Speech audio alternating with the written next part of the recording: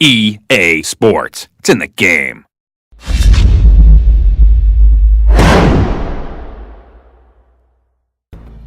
Welcome gamers to EA Sports Game Changers tips and tricks for Madden NFL 12. In this video we're going to show you how to set up your franchise and how to get it best built for the future. First off, what we're going to do before we set up the franchise, we're going to go online and make sure we have the latest roster. As you can see here, going under rosters and tuning. And I already have the latest roster, but if you don't, you can download it through there. Same with the tuning set. You want to make sure you have the latest tuning data too, so the game plays the best that it can. Back out, and then we're going to head back to the main menu. From here we'll go to game modes and franchise mode. And when we start a new franchise, one good thing to look for is to find a team that has some flexible cap room. That way you can actually improve your team through free agency before the season even starts. As you see, the Chicago Bears there have a good amount of cap room. Vikings not so much here. Seahawks got a lot. Redskins have got a lot. The Ravens have quite a bit here. I'm going to go ahead and select the Chicago Bears. They have $36.3 million in cap space. Then from here, go ahead and set up the options as best you like. I like doing a 7-minute quarter. Definitely no fantasy draft. And I like to control all aspects of like the depth chart, signing the players, and then free agent and draft pick signings. Definitely I like to have control of all those, so I make sure to change all those to the user. Sim cut days is also something new we'll show you here in just a minute. Now, when you hit triangle to go to show menu, first thing you can do is go to cut days. What you can do now in the preseason is make cuts due to the expanded roster of 75 players. In this first week, as you can see on the top right, it says 0 out of 4. So I need to cut 4 players by the end of the first week. I'm going to get rid of Todd Collins since he's kind of old and has a D potential rating. He's not really going to do much for me. I can do the same for Gutierrez too, because I think I've got a good quarterback in Enderle from Idaho. I get rid of Khalil Bell. Also get rid of Eddie Williams, as he's a 50 rated fullback with F potential. So got rid of those 4 players. Now what you want to kind of do next is go into player management and then go into the free agents.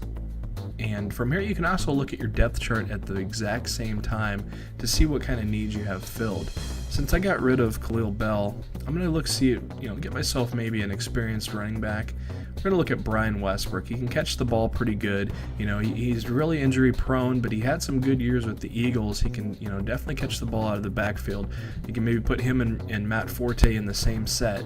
So I'm going to go ahead and offer him a contract, kind of build a little depth there at running back with also Marion Barber as a good third down back to have.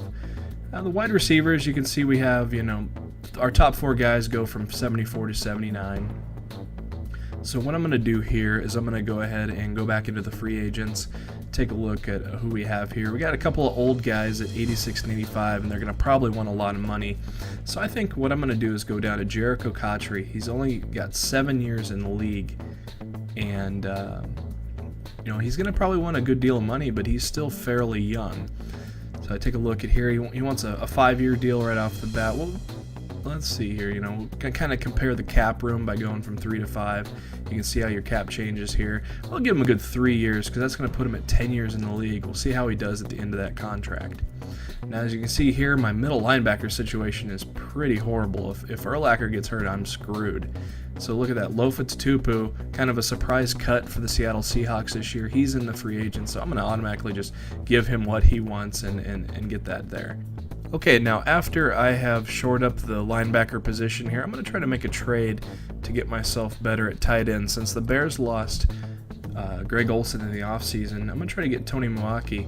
He's only got 1 year in the league, but he had a good rookie season for the Kansas City Chiefs.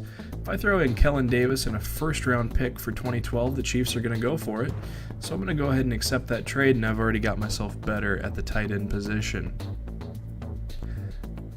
After you've bolstered your team through free agency and trades, you can go down to the details and then go to player salaries. From here, if you hit R1 to go to the team contract screen, you can then see your cap room and where your money is tied up at. As you can see, the Bears have $18.84 million in cap room even after some of those big signings that I made.